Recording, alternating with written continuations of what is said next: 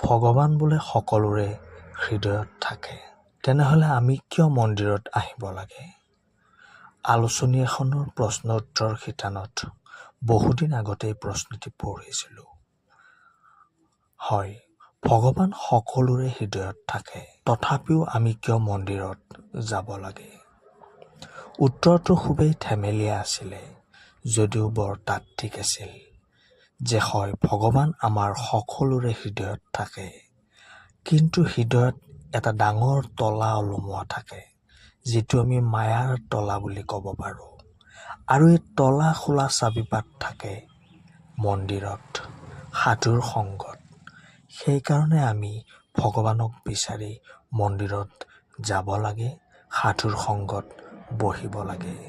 আজি আহিছোঁ মই থাৰেশ্বৰ দেৱালয়ত। বামুণীৰ পৰা অকণমান আগুৱাই আহিলে ব্ৰহ্মপুত্ৰৰ কাষেৰে লাগি থকা এই পথটিৰে আহি এই দেৱালয়খন পায়।